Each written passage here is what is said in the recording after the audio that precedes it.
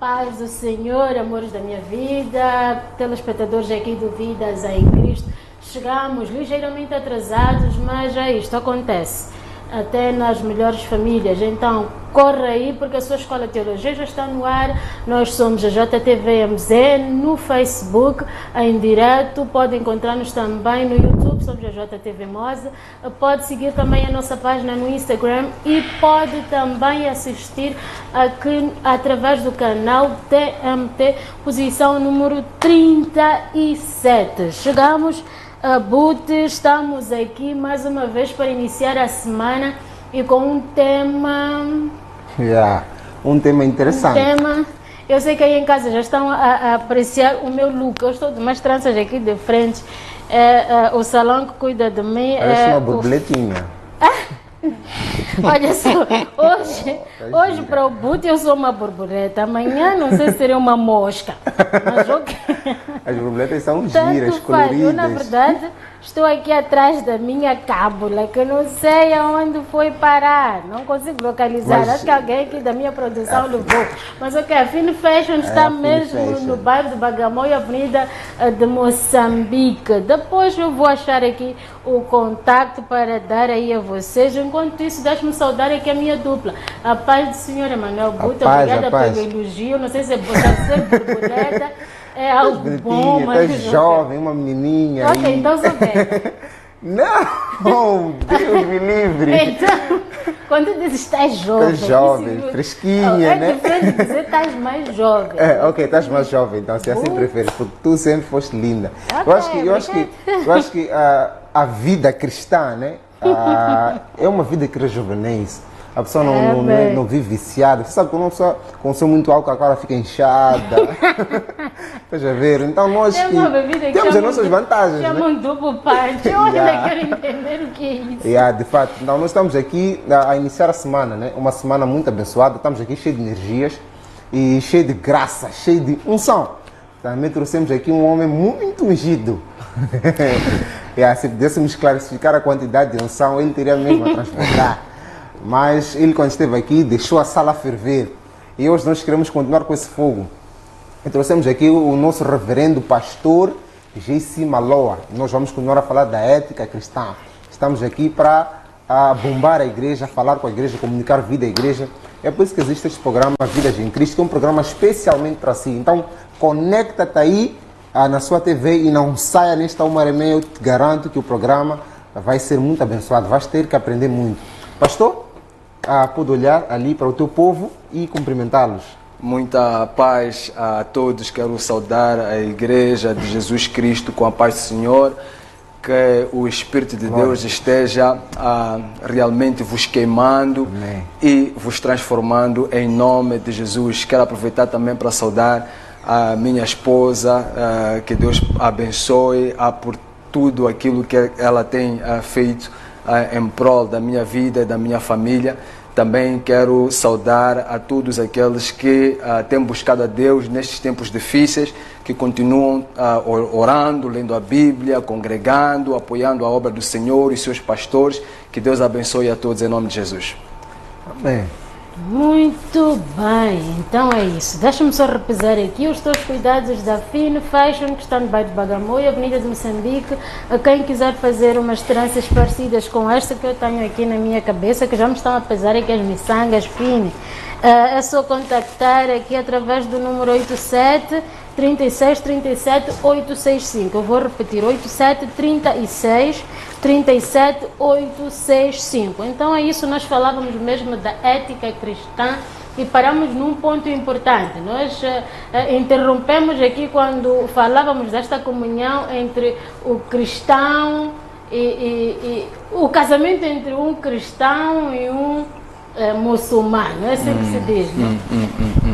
Sim, o reverendo já estava aqui a descascar este ponto e dizer que se alguém aceita ir para lá porque nunca esteve em Cristo, nunca experimentou o contato com Jesus. Então podemos continuar por aí. A explicar este assunto. Nós podemos continuar mesmo por aí, até porque acredito que já temos falado mais do que o exaustivo, Mas eu lembro que estávamos a tratar o assunto de Josué, Sim, capítulo Josué 19, em que acredito que lá em casa depois foram e leram toda a passagem. Quando nós terminamos Josué 19, até podemos ir lá, eu quero aqui fazer uma citação contextualizada na Bíblia em relação a isto, talvez para dar o ponto final em relação... É Juízes, perdão, estamos a falar de Josué, estamos a falar de Juízes, não de Josué. Ok. Juízes 19.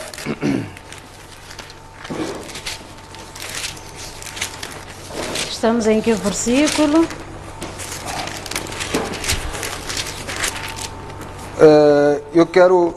Eu vou transpolar de Juízes 19 para mesmo Juízes 21. Ok. Depois Juízes 20, ela explica do combate que eu já havia lido, toda a história. Eu quero me concentrar mesmo no versículo 25, que a Bíblia diz assim: naquela época não havia rei em Israel, cada um fazia o que lhe parecia certo. Juízes 21, 25, versículo 25. De fato. E contextualizando para aqueles que não estiveram, sem entrar profundamente, porque você tem a Bíblia, pode ler, nós estamos a falar de que aquele levita, ele dividiu a sua esposa em 12 pedaços e mandou para as tribos. E mandando para as tribos, o povo de Deus, pegando aqueles pedaços, eles ficaram indignados e disseram: nunca se tinha visto algo parecido em Israel. Porque de fato havia um padrão, havia uma conduta, havia um temor a Deus, que abaixo desse temor, mesmo aqueles que estavam a viver fora daquele padrão, quando alguma coisa ali foi feito um sparkle, alguma coisa foi o rastilho, eles voltaram aos seus padrões e disseram: não, isto que nós estamos a viver é demais. Temos nossos irmãos que violam uma mulher, temos nossos irmãos que decapitam as suas esposas depois de mortas, enviam esse sinônimo de indignação. Isto nunca havia acontecido. Nós saímos à guerra contra os nossos próprios irmãos benjamitas. Nós fomos matar os nossos irmãos porque eles agiram contrariamente ao padrão bíblico. E isso criou uma repulsa no meio daquele povo e uma atitude contundente em relação a isso. O que está a faltar nestes dias é exatamente este voltar aos padrões bíblicos, voltar à ética bíblica e de fato dizemos que, olha, isto não pode continuar assim.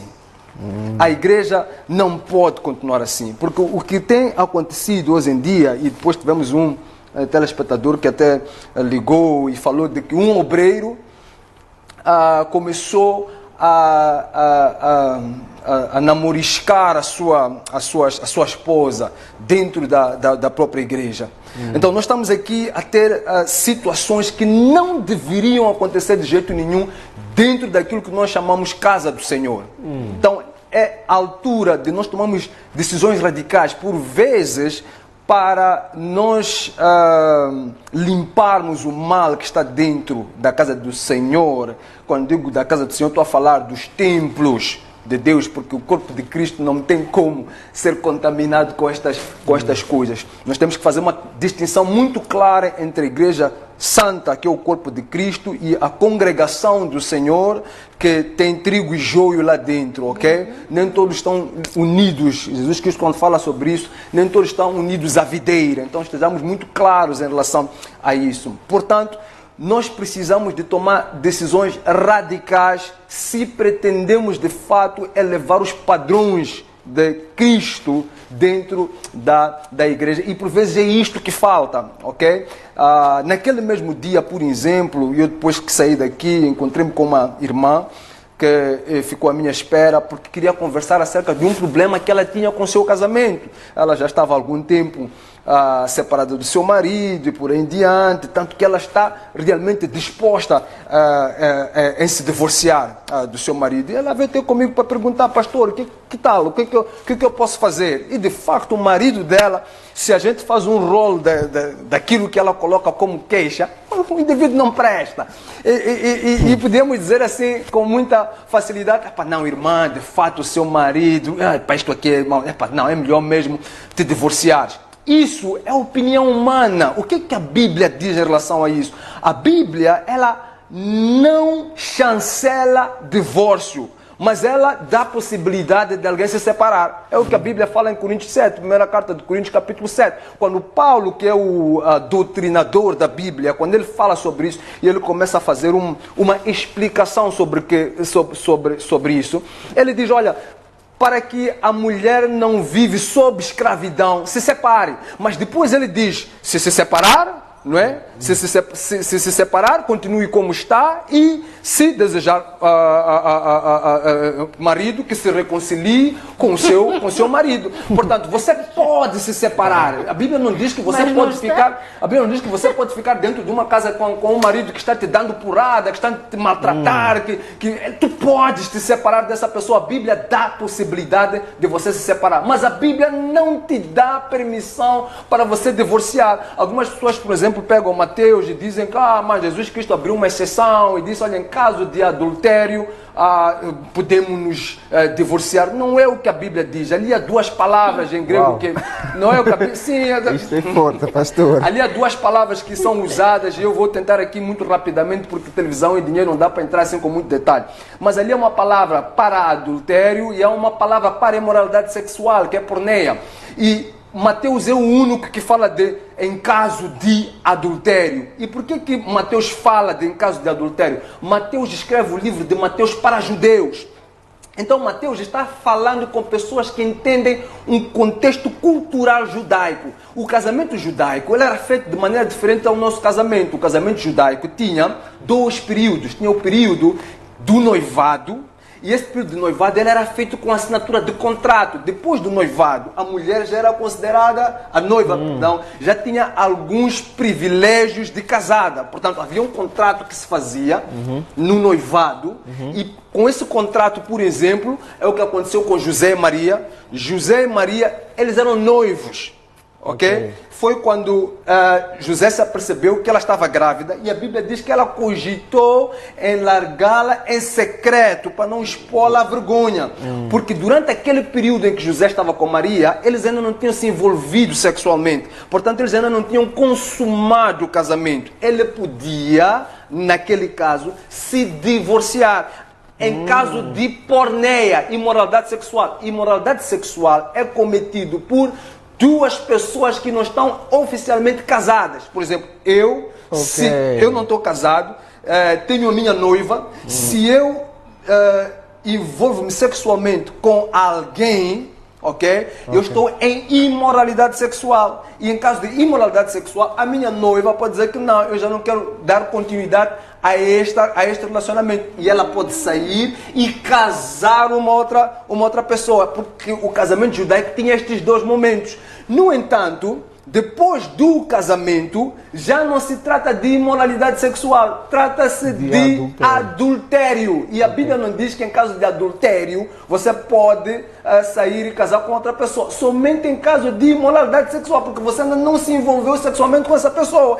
Quando os judeus que percebiam isso, eles ouviram, eles entenderam, eles disseram, se esta é a situação entre homem e mulher, então é melhor eu não casar. Porque eles perceberam que o casamento é uma porta para o céu, mas também uma porta larga para o inferno. Porque se você entra num casamento e alguma coisa corre mal, tu ficas ali em mãos lençóis. Agora, quem sou eu, pastor, para depois chegar e dizer que não, porque o seu marido e tal, etc. Então, pode sair e vai casar com outra pessoa. Então, estou a dizer que Jesus Cristo não tem poder para transformar aquele homem beberão, não tem poder para transformar aquela mulher imoral, não tem poder para transformar o coração daquele homem de pedra, o que não é verdade. Deus pode transformar qualquer que seja a pessoa. Geralmente, quando alguém já quer largar o seu parceiro, alguma coisa parecida, quando ele faz isso, ele fala por problemas próprios. O casamento, eu costumo dizer que é um campo de treinamento. Quando você casa, Deus não vai te dar uma mulher que vai ser fácil para ti.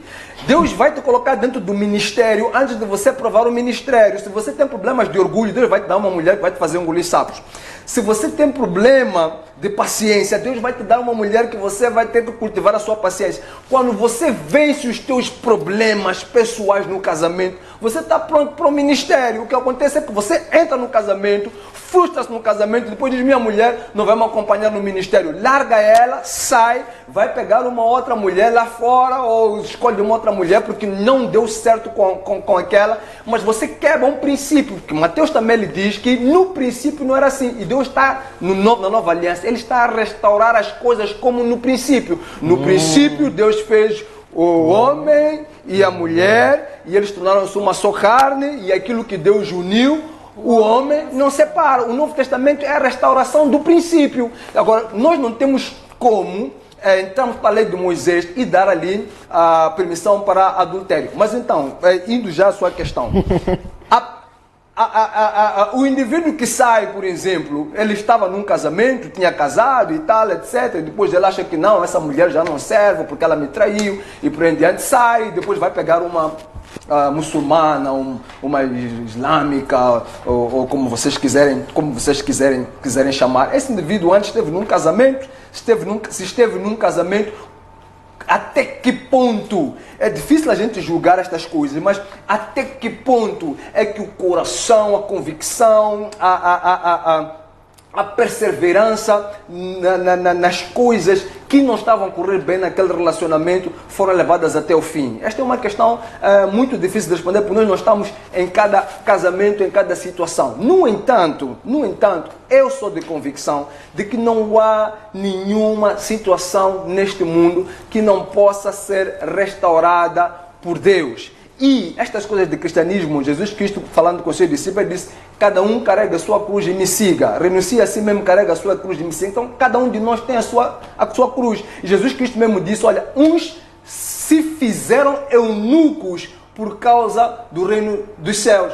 Na mesma escritura que fala de divórcio e tudo mais. Por que Jesus Cristo diz que uns se fizeram eunucos por causa do reino dos céus? São essas situações. Se eu estou numa situação em que eu já encontrei uma pessoa assim, que ele casou, a sua mulher saiu, começou a trair e tudo mais, teve problemas e por aí, eu encontrei um tempo depois, 4 anos depois, e ele estava sozinho. E eu perguntei: então, como é a tua situação? E ele disse: olha, eu estou casado e, paciência, eu estou orando, eu espero que a minha mulher volte.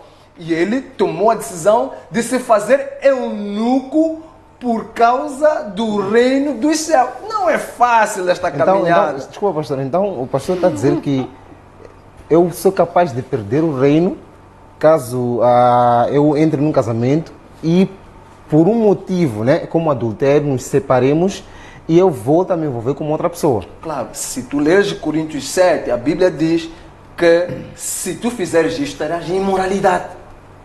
E os imorais não vão herdar o reino. Não imoralidade, é adultério. Os adultos não vão herdar o reino. Exatamente, Uau. é adultério. Eu até disse em jeito de brincadeira com a irmã que me procurou, e eu disse: olha, se tu realmente fores te meter com essa outra pessoa, depois tens que ver se o teu marido morre primeiro. Sim, porque se o marido morre, aquela pessoa já deixa de estar. Exatamente, porque o divórcio, a morte é a única chancela que nós temos para entrar no novo casamento. Então, você que se casou, aqui já estamos a colocar as coisas num padrão. Eu gostava de dizer, por vezes, para a gente, porque é muito divórcio dentro da igreja, agora estamos a colocar as coisas no padrão. Você, para casar com uma outra pessoa, biblicamente falando, estou falando de Bíblia, eu bem gostaria que fosse mais fácil. Eu também havia de sair, talvez, do meu casamento e depois, brincadeira. Mas, no entanto, para você ter a autorização da parte da Bíblia para sair e casar-se, é necessário que o seu cônjuge esteja morto. Porque a morte é a única, pelo menos de acordo com as Sagradas Escrituras, é a única alternativa que nós temos ao segundo casamento. Face a isso, é um acordo divino. E o que Deus une, o homem não separa. Pastor, sim, desculpa. Isso aqui é complicado. Quando você diz isto aqui é complicado, significa que você está a perceber a Bíblia. Então, o que acontece? É isso. Chega a ser injusto. É que você já está a perceber. Chega a ser injusto, reverendo Burro. Sim, imagina uma pessoa que sofre traições sucessivas dentro do casamento. É por isso que a Bíblia diz, comigo. minha filha, É por isso que a Bíblia diz, não se submetam. As juízes iguais. Está a entender? Mas já há Deus diz pastores para tu não também te submeteres a julgo desigual. Deus diz para não te submeter a julgo desigual. Precisamente por causa destes perigos. Antes de você entrar para o casamento, você tem que calcular o custo. Está entendendo? Ok. Você não pode entrar, não pode casar com uma pessoa porque você viu ele em cima do púlpito a pregar. Não, o irmão espiritual está expulsado demônios. Calma aí. Não é o único critério. Você tem que entrar fundo nessa história. Você tem que buscar a Deus. Você tem que realmente entrar em jejum. Você tem que buscar aconselhamento. Não é uma decisão que a gente toma somente porque o nosso coração está lá e tudo mais. Eu, para me casar, eu fiz a minha esposa praticamente, entre aspas, passar por 3 homens de Deus. Sim, eu estava orando, eu disse, irmão, por favor, olhem lá com a minha esposa, vejam lá. Orar, depois saí outro, mas estou de orar com a minha esposa, olha lá com ela. Ela orar, e eu também a orar e a buscar, até o ponto de não, mas é ela mesmo, mas é ela mesmo, tá a perceber? É um exercício espiritual o casamento, porque ela pode de facto, o casamento pode de fato nos tirar da graça divina, ok? Você sai do casamento por alguma razão e perde a graça. Nós temos casos de pastores que já estão no 2º casamento, no 3º casamento e por aí em diante. O ministério daquele homem não irá fluir da mesma maneira. Aquilo que Deus queria fazer ali, e dependendo até das circunstâncias e por aí em diante, olha, não é a mesma coisa. Nós temos que aprender como homens de Deus a perdoar. A Bíblia fala disso, a Bíblia chamou profetas e depois tiveram as suas esposas que traíram e tudo mais, e Deus disse, olha, mesmo assim, vamos usar essa situação para pregar. E os irmãos pegaram aquele exemplo e usaram como padrão de pregação, está na Bíblia.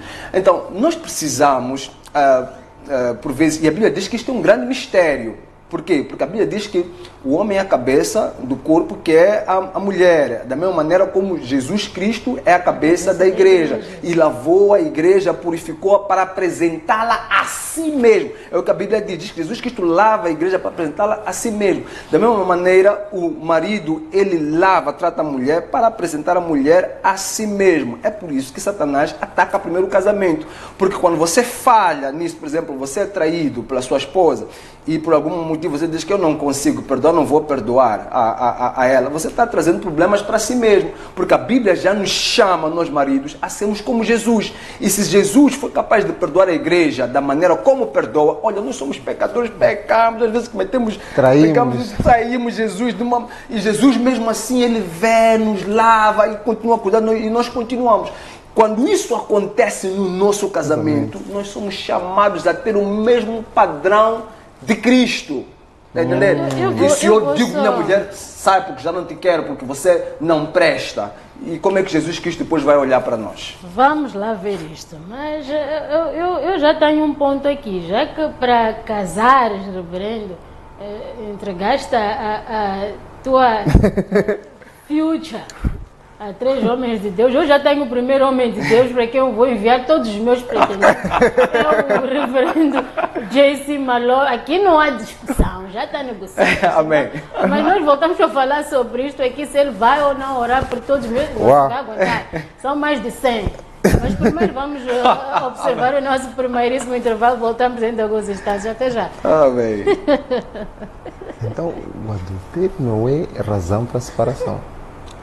Como? O adultério não é motivo para a separação. Não tem espaço. A minha produção está a negar que eu vá aqui ao intervalo, porque eu estou a falar aqui de 100 pretendentes. Acho que eles querem perceber Vamos aqui. continuar. Eles querem perceber se o reverendo vai ou não aceitar, porque é um assunto sério isto. É realmente eu também não sério. quero correr o risco de casar mal, porque estou a apreciar aí pessoas no púlpito. Porque isto aqui é uma armadilha. Por vezes o púlpito tem sido uma armadilha para muitas pessoas, porque eu tenho visto mulheres não só o púlpito, chorar. a situação financeira da pessoa que você pretende, ou do teu pretendente. Porque este também tornou-se um critério de seleção de homens ou mulheres para se casar. Mas a minha maior preocupação é esta. Qual? O assunto púlpito. Ok. Porque a gente olha para os homens de Deus como um espelho, como um exemplo, não é? Que assim deveria ser. Mas infelizmente nós temos mulheres que dizem estar a experimentar o inferno na terra, casados com grandes homens de Deus, de referência, aquelas pessoas que a gente diz, sim senhora, este é um exemplo a ser seguido, mas em casa que eles são os verdadeiros mártires. Né? Então essa situação chega a ser complicada, porque a gente pensa normalmente que o jugo desigual está a falar de quem está fora, quem não conhece Cristo, quem não conhece a palavra de Deus, mas muitas das vezes o jugo desigual tem se encontrado dentro da casa de Deus, do templo, congregamos todos, comungamos da mesma fé, da mesma palavra, mas aí parece que estamos a perceber coisas diferentes, quando a Bíblia nos diz aqui não adulterar. Há quem está a perceber, adultere mais. Já percebi, mas...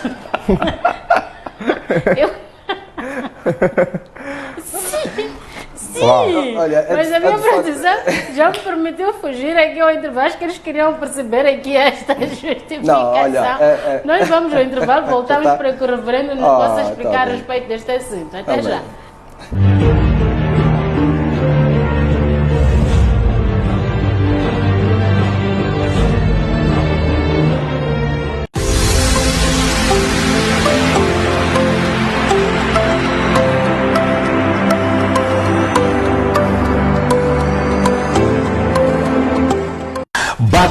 Bate coração. Eu sou Sérgio Carlos Manique, o padrinho dos corações apaixonados. Aqui estou na JTV, onde vamos falar de amor, vamos falar de relacionamento. Quer namorar? Quer resolver o problema do seu noivado? O casamento não está bom?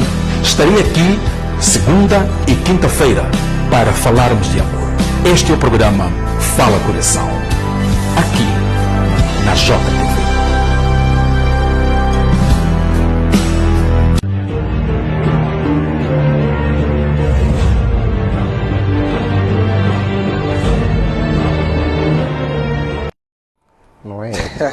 Muito bem, nós já estamos de volta aqui na nossa segunda parte, no nosso segundo bloco aqui do Vidas em Cristo. Deixa-me só repisar que eu estou aos cuidados da Fine Fashion, que está lá no bairro de Bagamoio, Avenida de Moçambique. Quem quiser contactar é só ligar através do número 87 36 37 865. Deixa-me só repetir, 87 36 37 865. Meu reverendo, aqui eu quero sair clarificada a respeito do jugo desigual dentro da casa de Deus. Coríntios, primeira carta de Coríntios, capítulo 5. A Bíblia, ela explica a partir do versículo 9. Ela diz o seguinte, não sei se estão lá. Sim. Capítulo 5... Verso 9. A partir do versículo 9, ela diz assim: já por carta vos escrevi que não vos comunicasseis com os que se prostituem. Com isso não me referia à comunicação em geral com os devassos deste mundo, ou com os avarentos, ou com os roubadores, ou com os idólatras, porque então vos seria necessário sair do mundo. Mas agora vos escrevo que não vos comuniqueis com aquele que, dizendo-se irmão, for devasso, ou avarento, ou idólatra, ou maldizente, ou beberão, ou roubador, com esse tal nem sequer comais. Pois que me importa julgar os que estão de fora? Não julgai vós os que estão de dentro, mas Deus julga os que estão de fora. Tirai esse iníquo do meio de vós. Por vezes, quando nós nos batemos assim muito de frente, direto com homens de Deus, pessoas que estão na igreja, irmãos e tal, é muito comum a gente ouvir isto. Não, mas estamos a ser julgados, está julgado. Não. A Bíblia está a dizer para nós julgarmos os de dentro. É o que a Bíblia está a dizer aqui. Ok? E Deus diz que alguém se dizendo irmão for um bêbado, for um maldizente, um ladrão, um imoral, etc. Com isso nós não devemos nem sequer comer. Significa que a gravidade desse ser irmão e viver fora dos padrões é maior, porque este indivíduo suja todos nós. Está a entender? Quando estamos diante de um pastor que não está a viver na ética cristã, usando agora a nossa terminologia aqui, na ética cristã, este indivíduo vai sujar todos, porque quando as pessoas o virem lá fora fazendo o que não deve, eles vão dizer aqueles pastores. Ok? Então Deus é muito mais rigoroso com relação a isso. E o que nós temos que perceber, nós os filhos de Deus, é que o coração humano é muito complexo. E quando nós vamos avaliar uma pessoa, nós não devemos nos deixar levar pela paixão. Nós devemos ser muito mais profundos do que simplesmente nos entregamos num relacionamento porque estamos apaixonados, ou porque temos alguma atração, ou porque achamos o indivíduo elegante, porque fala bem, porque prega bem. Porque nós precisamos de ter uma sabedoria divina, e a Bíblia diz que nós temos a mente de Deus.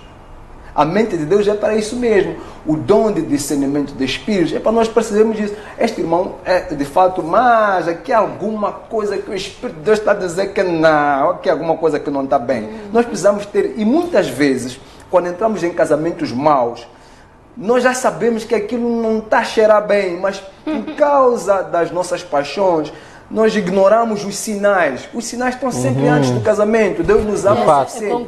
Ele nos ama para nos mostrar os sinais. Muitas das vezes é assim. No entanto, tem casos em que os irmãos podem entrar no casamento e depois começarem a viver problemas no casamento sem que os sinais tivessem se mostrado antes. Isso também acontece. Mas estas são as situações em que a gente diz que são guerras. E nós todos passamos por guerras. O fato deste indivíduo estar numa guerra, estar num problema, ele virou, transformou-se em algo que ele não é, não significa que a essência desse indivíduo não está lá. É nesses momentos que a mulher, no caso concreto, que é que geralmente mais sofre nessas situações, ela tem que começar a buscar as armaduras de Deus.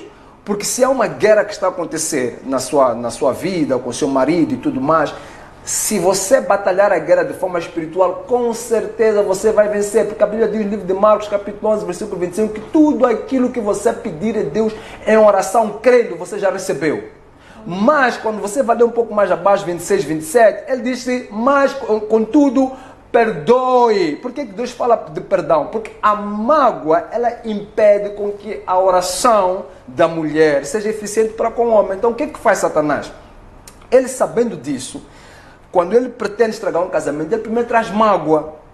Então, a mulher já não consegue mais orar por aquele homem, porque ela está magoada. Ela, quando vai de joelho, ela começa a pedir fogo para a cabeça do marido. Queima lá esse homem, porque, ela já não consegue interceder por ele. E não conseguindo interceder por ele, aquele homem fica ainda muito mais vulnerável. No entanto, as mulheres, elas são intercessoras natas. A Bíblia diz que os homens devem tratar as suas mulheres com delicadeza, é um termo que usa, por serem os vasos mais frágeis, não é? Com entendimento, tratar as suas mulheres com entendimento, coabitar com as suas esposas com entendimento, é assim mesmo como diz João Ferreira de Almeida. Olha, para que não sejam interrompidas as vossas orações, é o que a Bíblia diz. A mulher tem a capacidade de interromper a oração do homem. Logo, quando o homem não está agradando a sua esposa, os céus se fecharam para aquele homem. Ele sai, vai fazer o que ele quiser, vai trabalhar, vai correr, mas os céus estão fechados para ele. A única maneira dos céus se abrirem é se essa mulher começar a interceder por esse marido. Logo, é muito importante, e é por isso que nós precisamos de pastores. Por que Deus estabeleceu esta figura de presbítero, de pastor, de alguém que vai cuidar das ovelhas, para ser, porque a Bíblia diz assim, olha, se alguém estiver doente, procure o presbítero e ele fará imposição de mão e orará por ela. A oração do justo pode muito em seus efeitos. Se vocês se aperceberem, há sempre um período de oração, de leitura bíblica, que antecede os casamentos. Aquele período é mesmo para que o pastor possa fazer ali, buscar da parte de Deus, entendimento sobre como trabalhar aquele relacionamento. Aí entra a sua pergunta.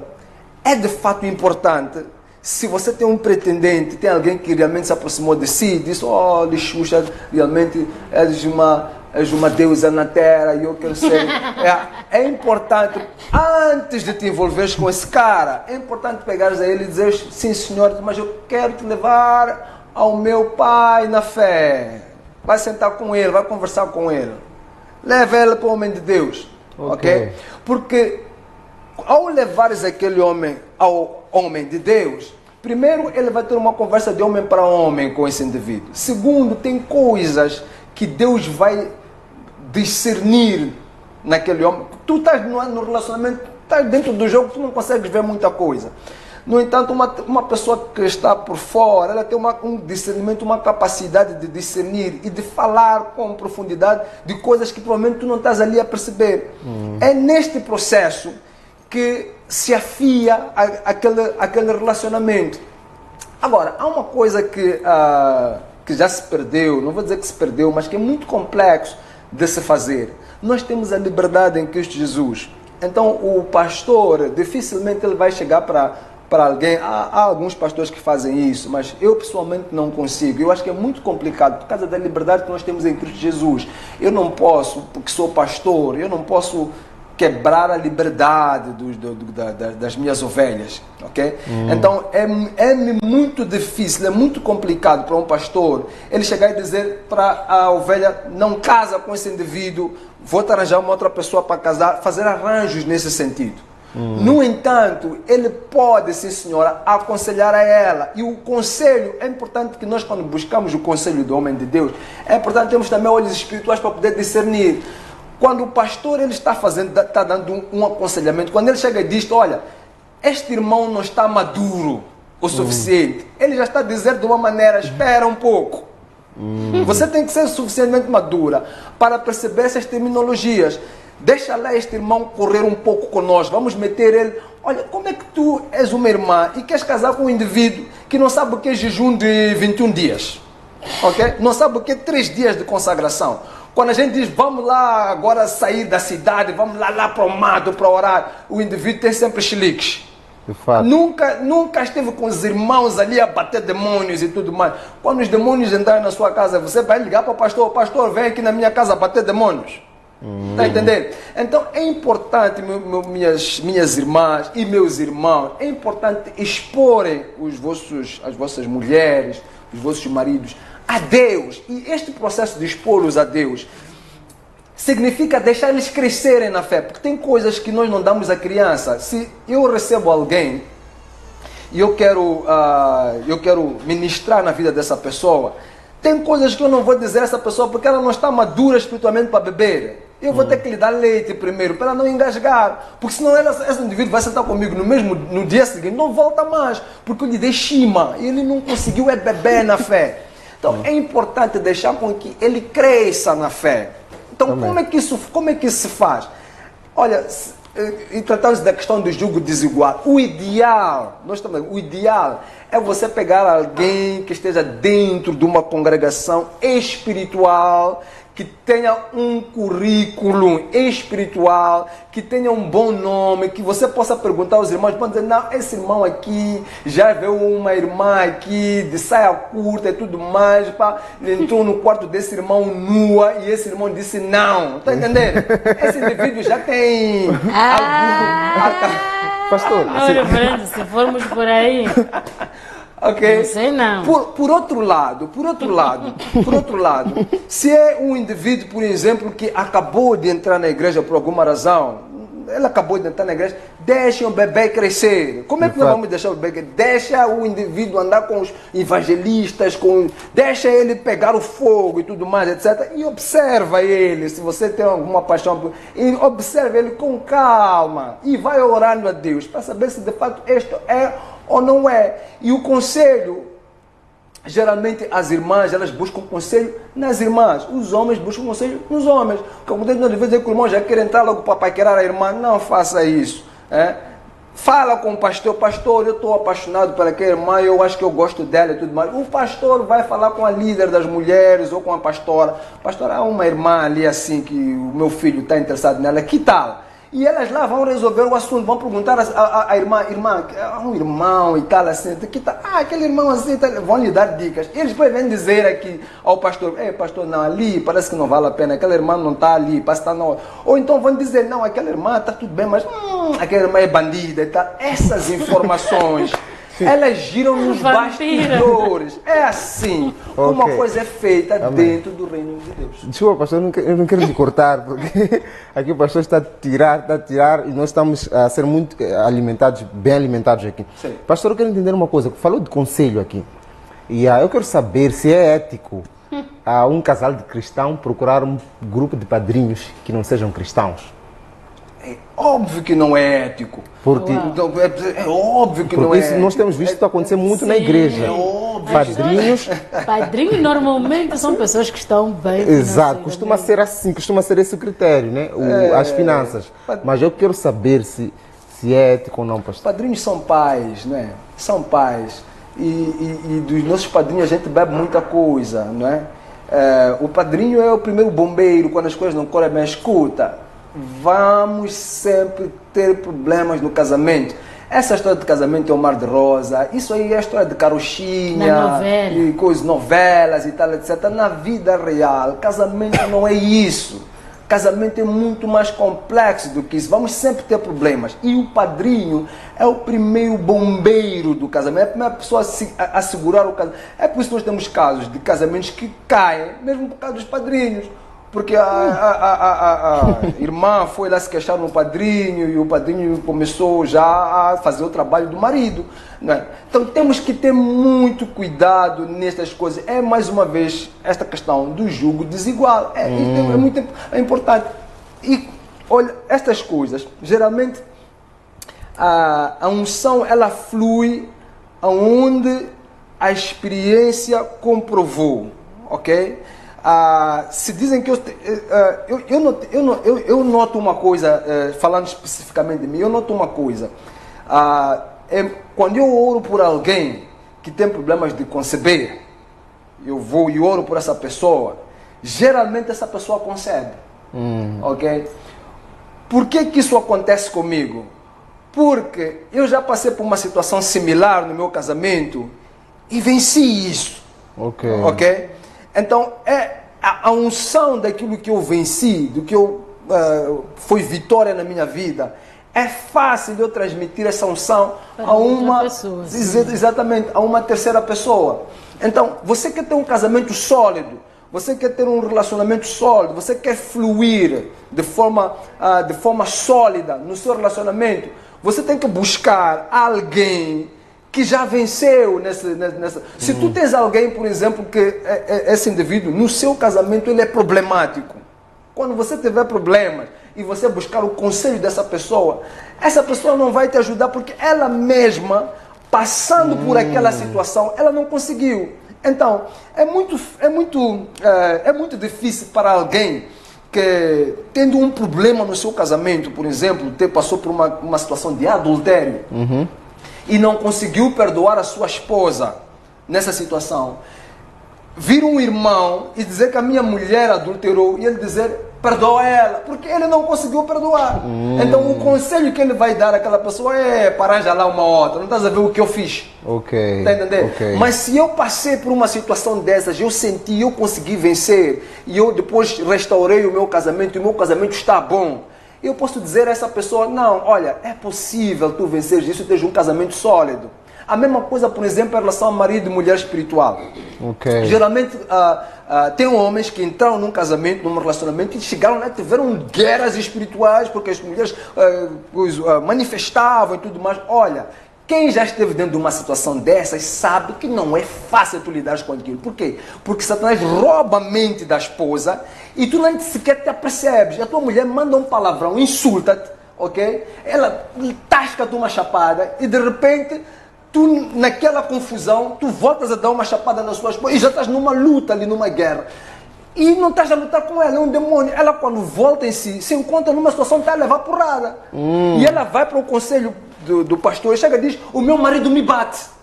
Ok? Mas se o pastor é um indivíduo que já passou por aquilo, ele sabe como é que Satanás trabalha. Quando ela chega e diz, meu marido me bate, ele, porque já tem experiência, ele passou isso, ele vai perceber, não, mas em que situação? Como é que acontece? Onde é que...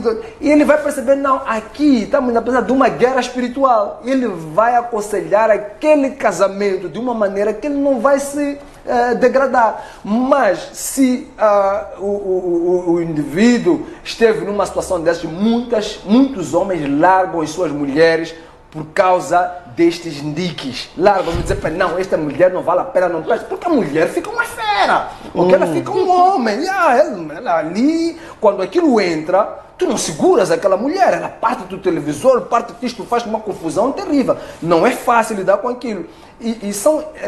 É daquele tipo, daquela casta de demônios, dependendo do tipo de consagração. Meu irmão, você vai começar ali a dizer, sai demônio, e o demônio vai começar a rir para ti. Eu não saio daqui. Se você é homem, me expulsa, ok? E vai te desafiar. Não, e vai te desafiar de fato.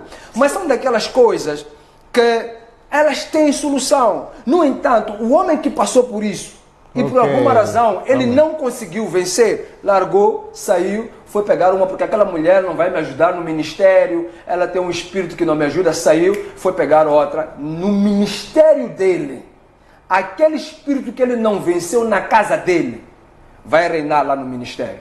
Uau. Tá entendendo? Então, as pessoas que ele estiver a seguir vão ter aqueles problemas que ele não conseguiu vencer pessoalmente na sua vida. É por isso que você tem que ser criterioso na escolha do pastor que te aconselha. Ser criterioso na questão da igreja que você entrou nela.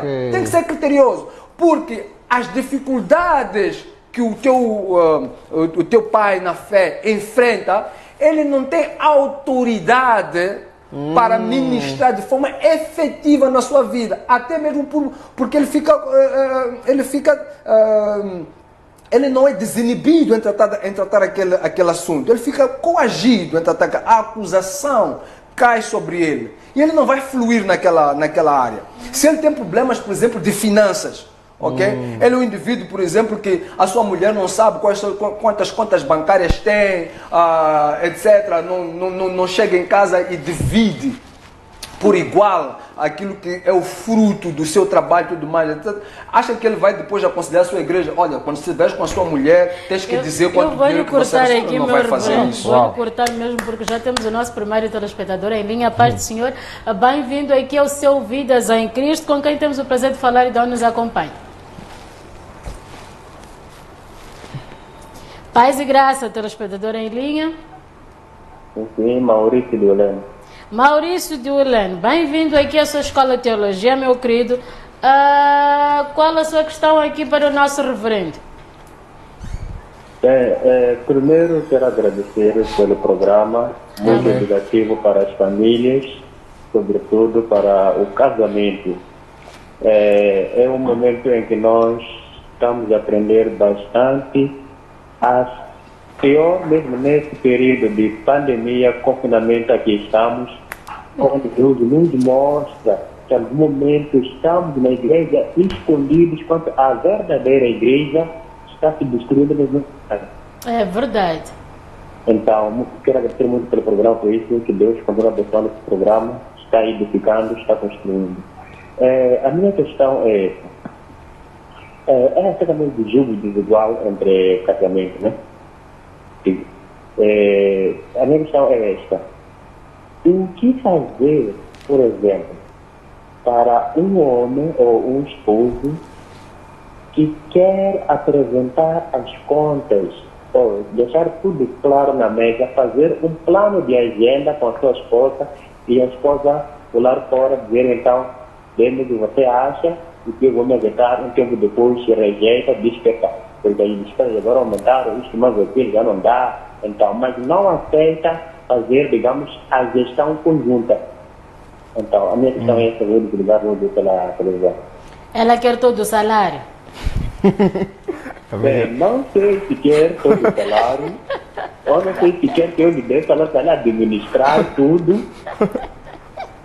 mas que eu fique de fora de tudo e por lugar de braço assistir. Mas quem está do jogo desigual é partilha, é busca de soluções para para a estabilidade do casamento. A minha questão é agradecer.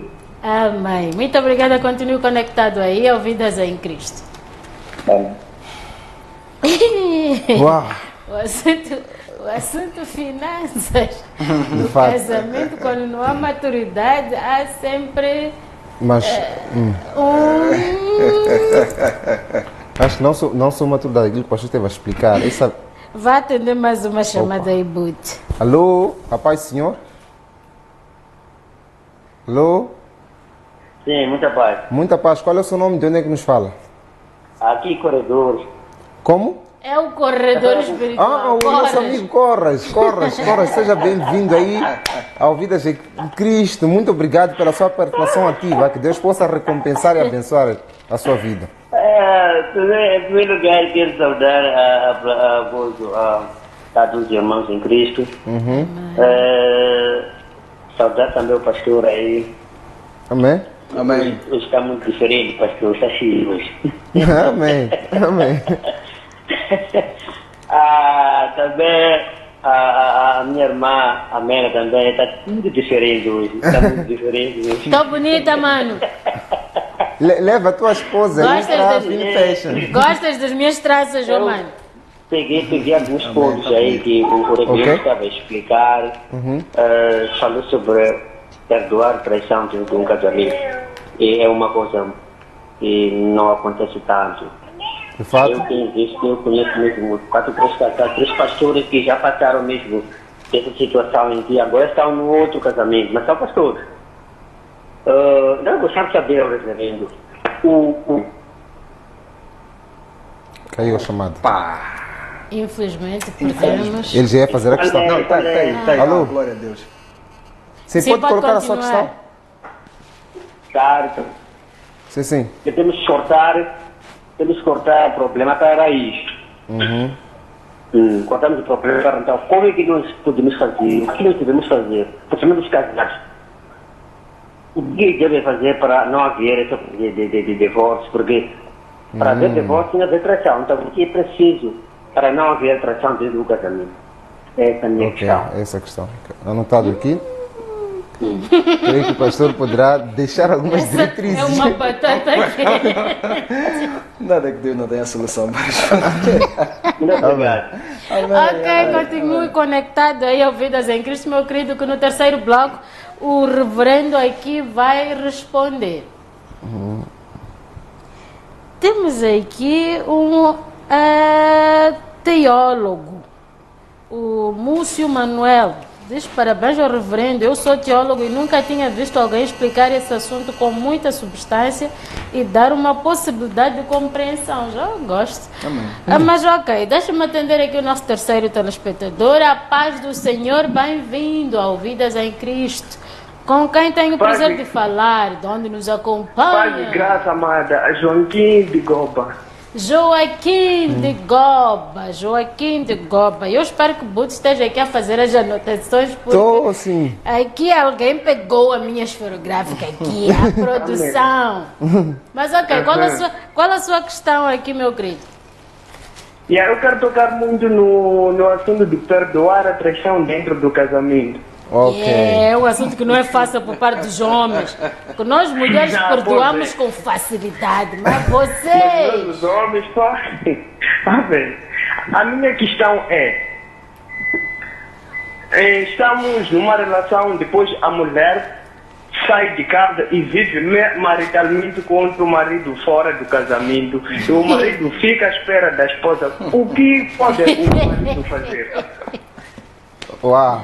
Eu estou a rir, mas não devia. Ok. Essa pergunta é... Porque são assuntos que vemos todos os dias na comunidade. As mulheres, o marido e a mulher separam-se, depois está a começar a vida dele com outro parceiro, outra parceira. E a pessoa que fica, o que pode fazer? Boa questão essa. Eu gosto da tua pergunta. Uau. Pastoras bombas estão aqui hoje. Mais alguma questão? Não. Era só essa questão de agradecer pelo programa. Estamos a aprender muito. Muito obrigado. Mãe, continue conectado aí ao Vidas em Cristo. Com esta chamada nós vamos observar o nosso último intervalo. Voltamos aqui para o nosso reverendo começar a descascar estes abacaxis que foram jogados nas mãos. Até já.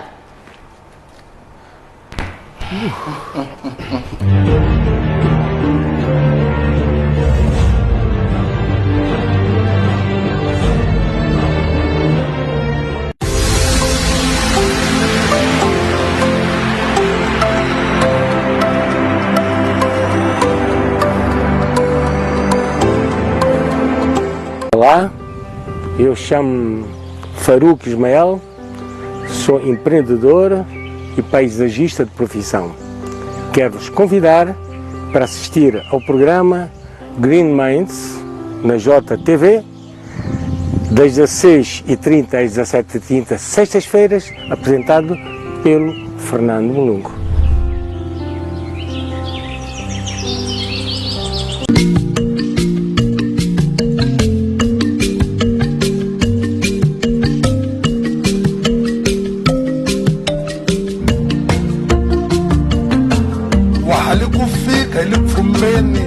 Kumbe hi le handle ka tiko tihlayisi hi masiku ya 14 tivikeli u vikela ni van'wana.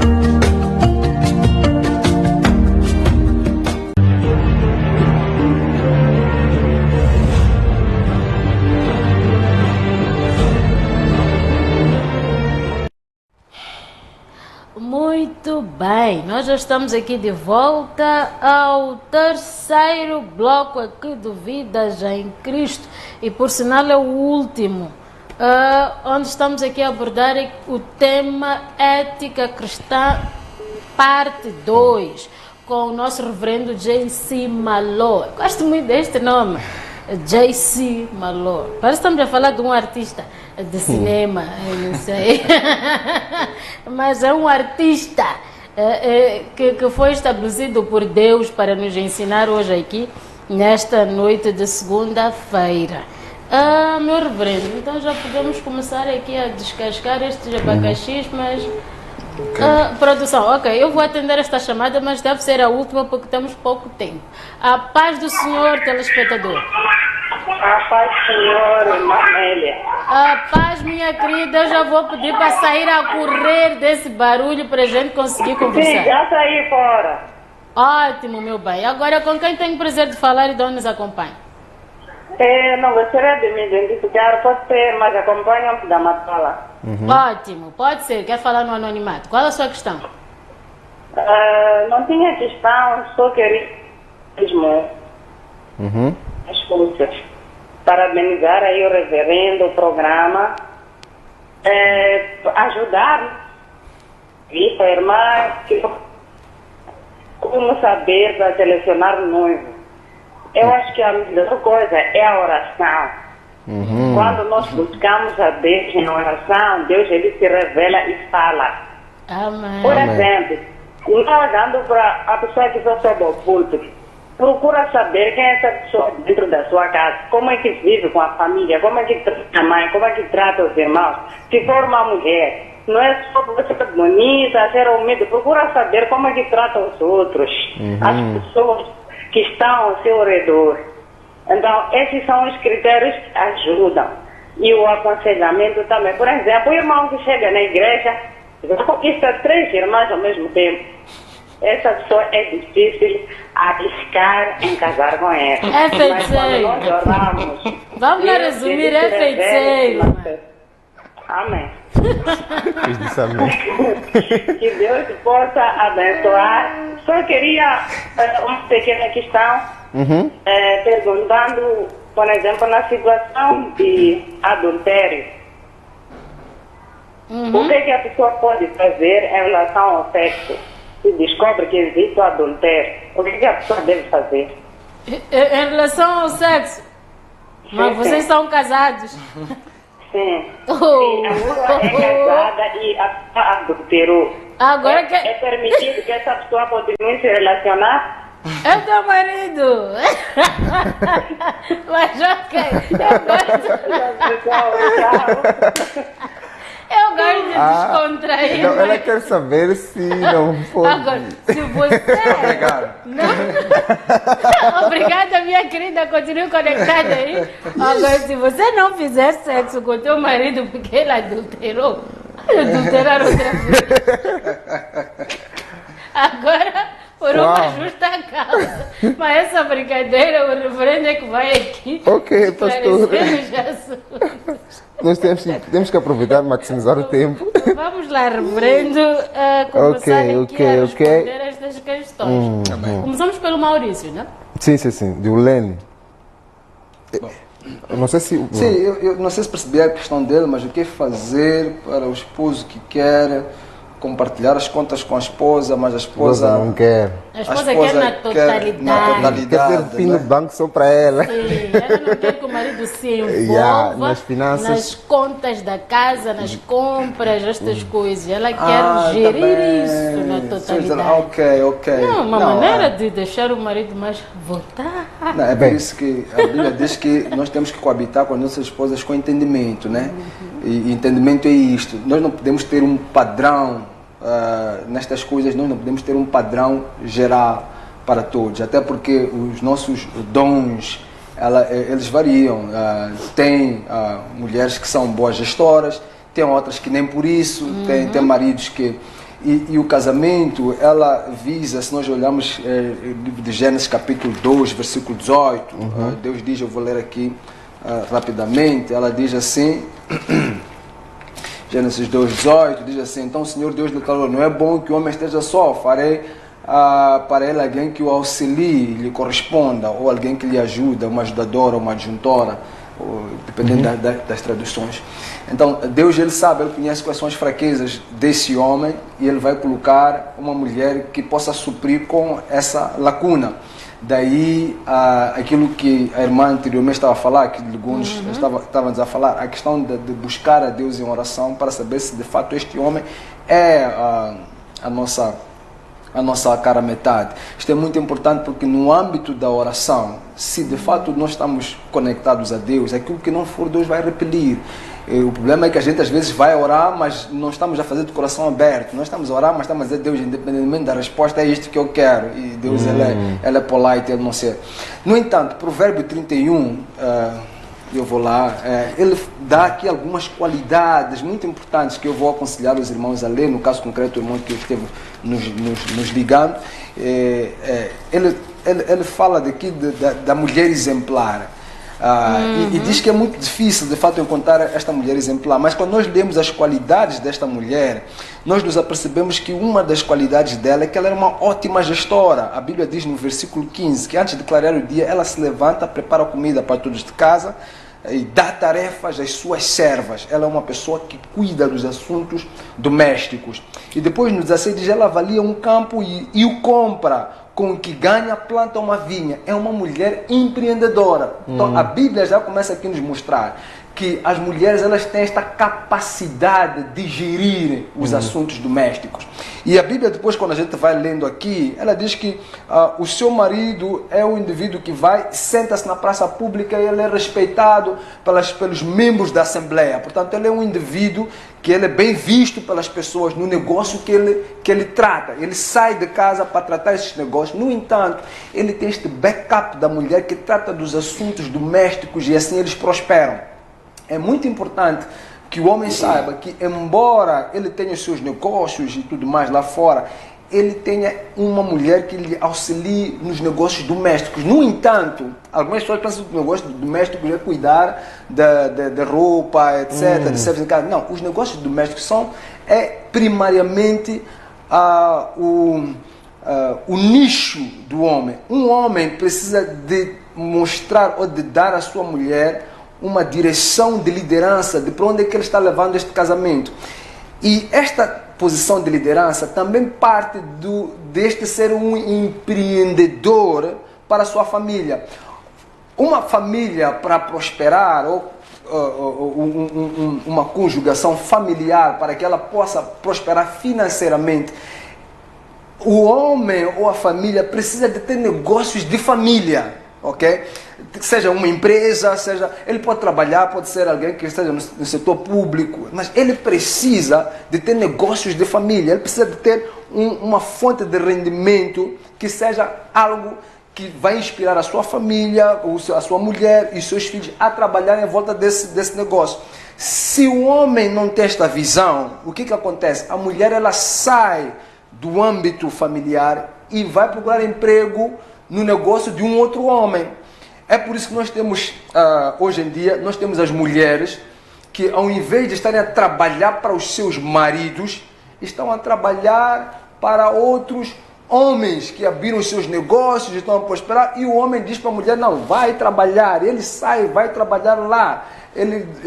E a mulher lá viaja com aquele empresário e tudo mais, fica uma semana longe de casa, e ele aplaude quando a mulher volta com dinheiro para casa, porque a minha mulher, ela trabalha e tudo mais, etc. Mas este não é o padrão ideal da Bíblia.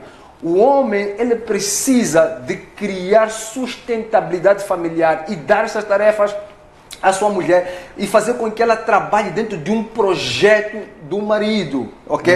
Este como cabeça, precisa ser uma pessoa com projeto. Um homem precisa ser um businessman, ele tem que ter isto, tem que ter aquilo, tem que ter aquilo. E depois ele vai precisar de um auxiliar, que está a ver o sonho do seu marido, dizer que não, eu vou te apoiar, eu vou pegar aqui, eu vou pegar ali e tudo mais. E é esta capacidade que Deus entregou à mulher, dela poder se desdobrar e ela poder apoiar o marido nisto e naquilo. E nestes casos, o marido não vai ter tempo de chegar e dizer, não, mulher, tu estás a entrar aqui demais dos meus negócios. Ele não vai conseguir, porque ele vai precisar dessa mulher. Ele saiu, por exemplo, ele é um juiz, digamos, ele é um juiz. Ele saiu, foi julgar as coisas lá do coisa, ele recebeu o seu salário. Ele, quando pega o seu salário e traz para casa, ele não entrega a mulher, diz, mulher, agora vai comprar vestido, vai comprar carro. Não, ele pega no seu salário, ele investe o salário no negócio e a mulher que vai gerir isso, vai prosperar o seu negócio. Esta mulher que vai pegar naquele dinheiro, depois vai abrir uma empresa, vai abrir uma fábrica aqui de chinelos, vai abrir isto mais aquilo, vai ter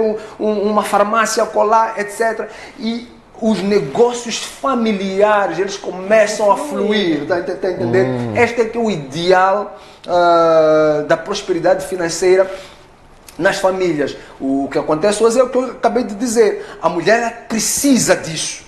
Então, se ela não encontra isso na sua casa, no seu marido, o marido não lhe dá trabalho, vamos assim dizer, porque Deus colocou ela como ajudadora. Então, se o marido não está a dar-lhe trabalho para ela ajudar, ela vai se ajudar a si mesma. Então, ela sai e ela procura alguma coisa para fazer. Ela vai buscar alternativas ali, a colar, etc. E aí, onde depois a mulher apanha aí alguém que é vivo e tal, e depois carrega nela, vai embora, e depois de repente já tens o marido que está a trabalhar em Maputo, e a mulher está a trabalhar em Cabo Delgado, e depois dizem que é uma bênção porque a mulher está a ganhar dinheiro lá do outro lado. Não é uma bênção, não é plano de Deus. O plano de Deus é que ela esteja realmente ali a apoiar nos negócios familiares. Ok. A segunda questão é o que fazer para que não haja adultério no casamento, é isto, né? Essa, por nós adultério, eu vou conjugar essa com uma pergunta que diz se a mulher trair, o que fazer. Acho que alguém também fez uma pergunta assim. Bom, a questão do que fazer para que não haja adultério é muito complexo. Nós os homens, e quando falo de homens, estou falando no sentido lato, homem e mulher, muitas vezes fazemos aquilo que não queremos. Romanos 7 fala disso. Romanos 7 ele explica com vai falar com muita complexidade da guerra entre a carne e o espírito, e muitas das vezes nós fazemos aquilo que não queremos. É importante perceber isso. Nós os homens somos problemáticos em muitos aspectos. Então há sempre um risco do homem não fazer o que devia fazer, da mulher não fazer o que devia fazer. Esse risco está lá. Enquanto nós estivermos aqui, nós vamos estar sempre nesta batalha. No entanto, eu vou ler Coríntios 7, que é para ficar muito claro, porque eu citei, mas eu acredito que se nós lermos, nós vamos entender na profundidade o que Paulo disse em relação a isto. Ele está a perguntar, olha, se a minha mulher me trair, então o que eu devo fazer? E Paulo explica da seguinte maneira, versículo 10, primeira carta de Coríntios, capítulo 7, versículo 10.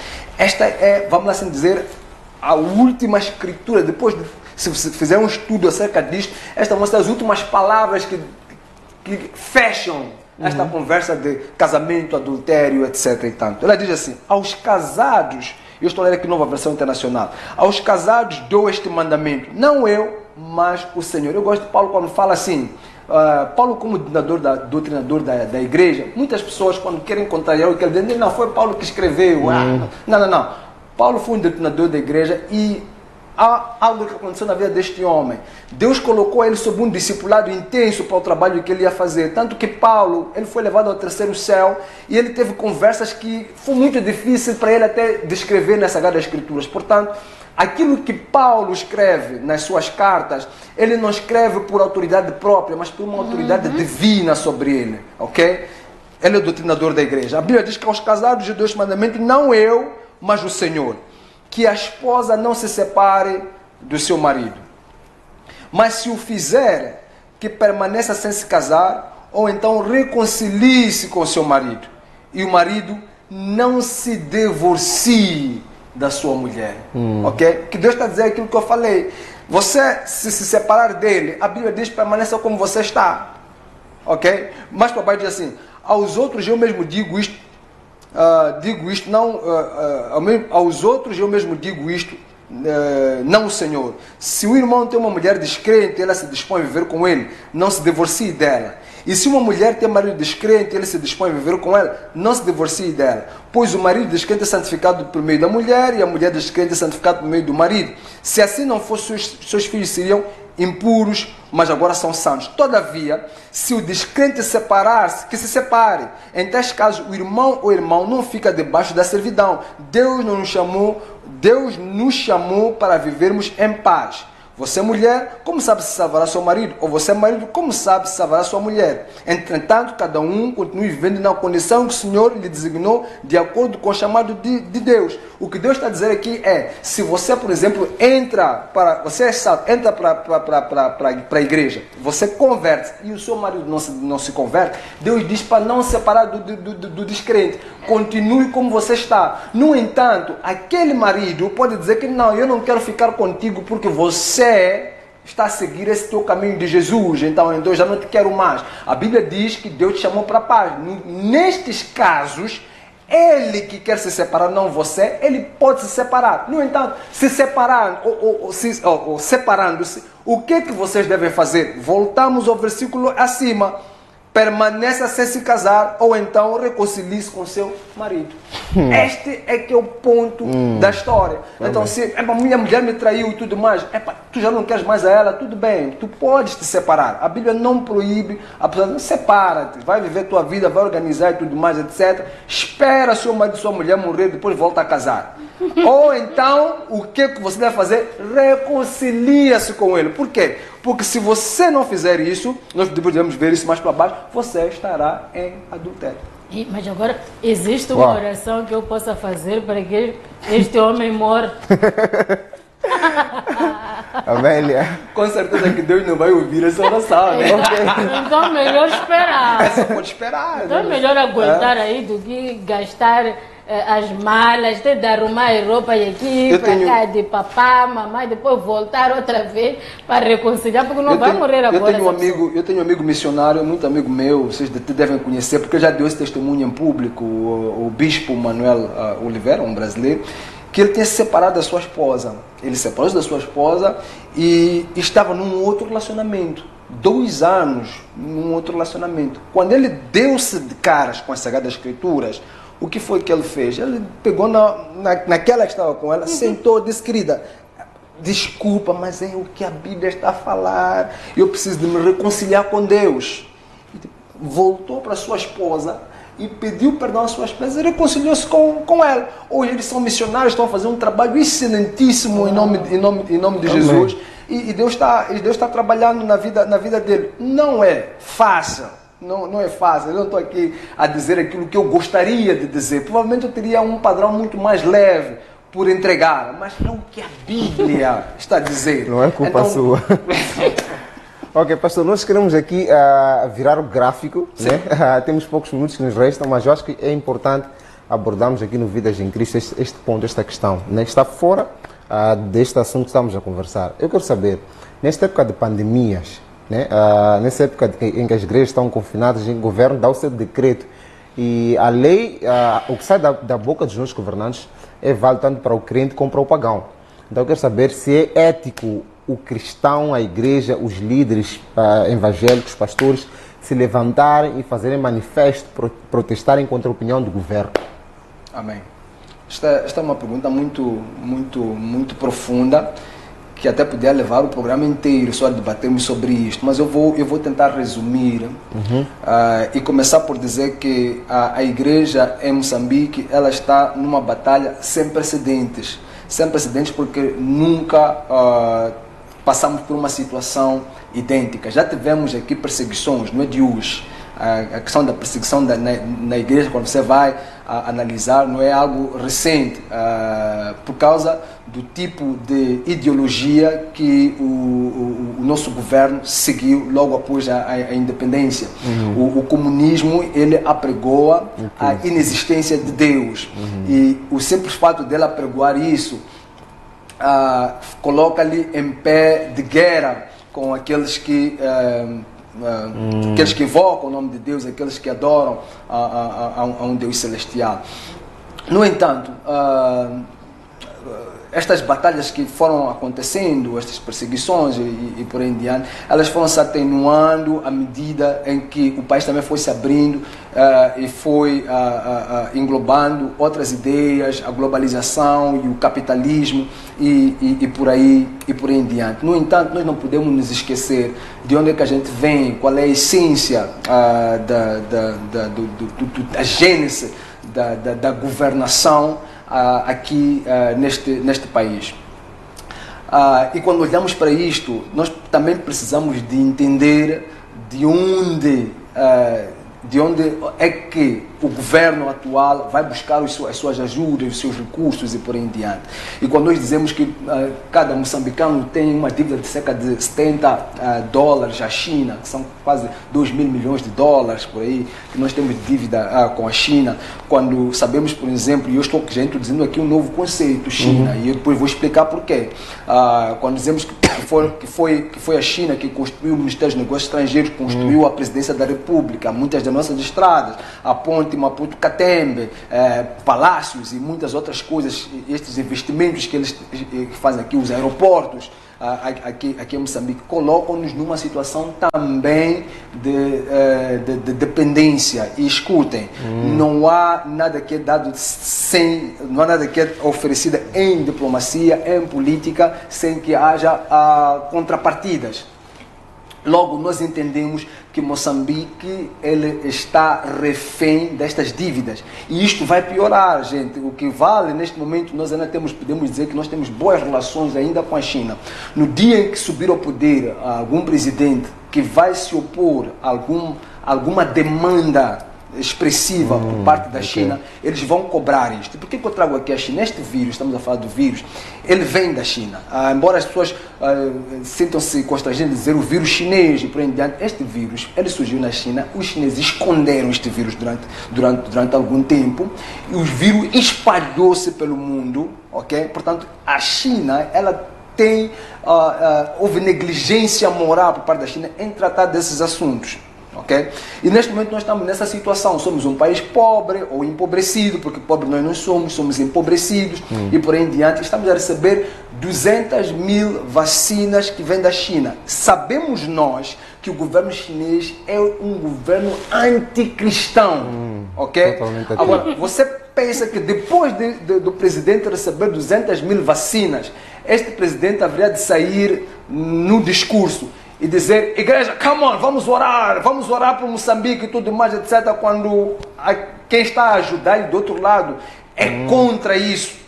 Então, ele está num bico de sinuca. Eu não estou a dizer que ele não tem culpa como presidente e tudo mais. Alguns falam de conselheiros. O presidente, ele, como presidente da República, ele ouve conselhos, mas está muito claro que ele não se vincula ao conselho. Ele ouve, mas ele toma as decisões de acordo ao seu beneplácito, de acordo à sua moral, de acordo com aquilo que ele acredita. Então, se o presidente da República decide não abrir igreja, ele não tem fé de que você, que é cristão, orando, pode mudar essa situação, porque se ele tivesse a fé e a convicção disso, ele liberava a oração, ele seria o primeiro a chegar a dizer: igrejas, vocês estão aí, por estas razões, não vamos abrir os locais dos templos, digamos, não vamos abrir os locais do templo, mas nós precisamos das vossas orações. Organizem-se nas vossas casas e tal, etc. Orem, clamem a Deus. Pastores, eu estou a pedir para que vocês se levantem e orem por isto. Não é o que está a acontecer.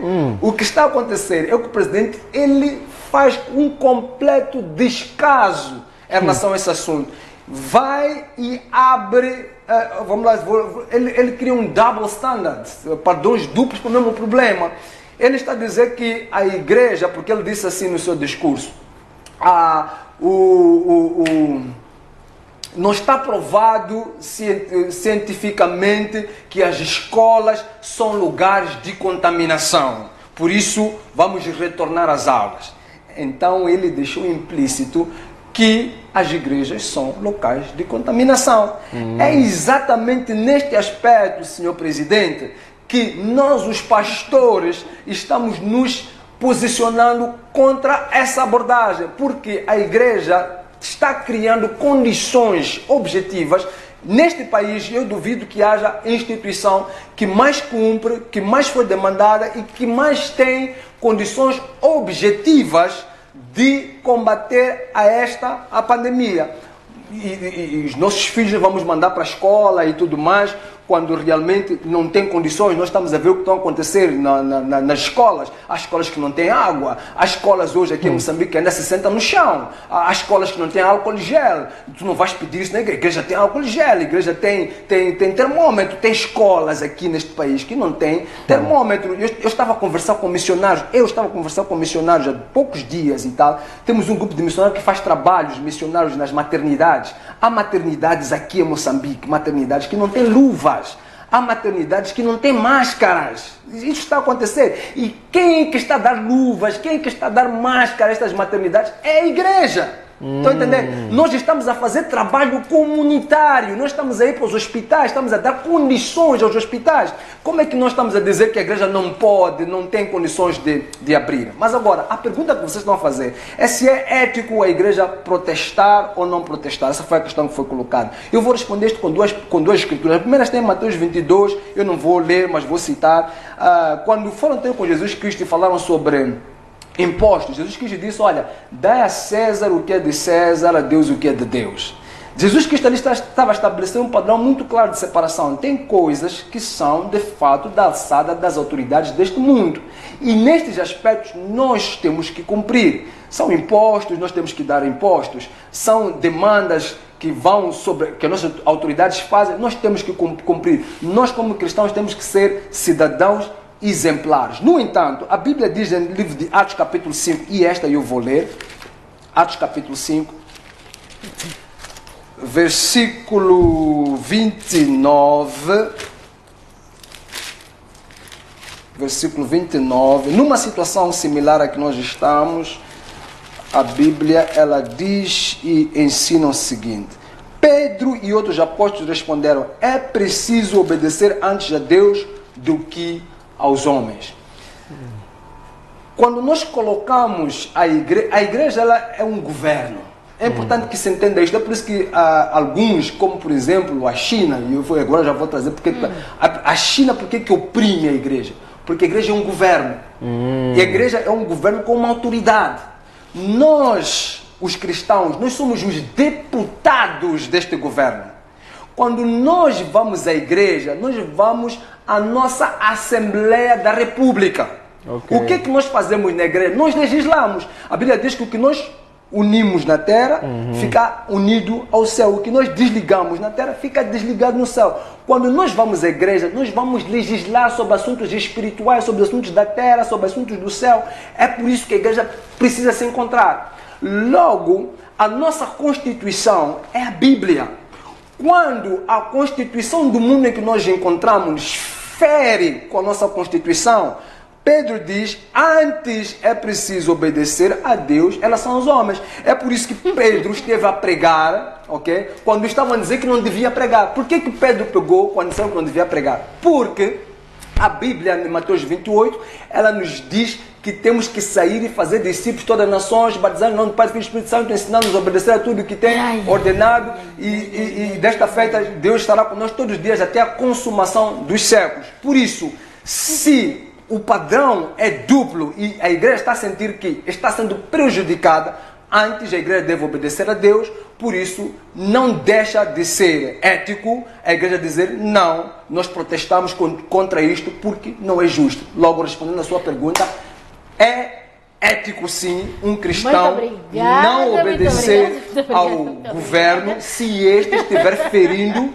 a nossa Constituição. Muito bem, sabe as palavras aqui, eu não vou defender se sim ou se não, eu vou tomar aqui a minha posição da apresentadora do Vidas em Cristo. Muito obrigada pela vossa audiência, beijo no coração de todos vocês, eu vos amo muito. Nós ficamos por aqui, voltamos amanhã, terça-feira, para falar sobre o inferno.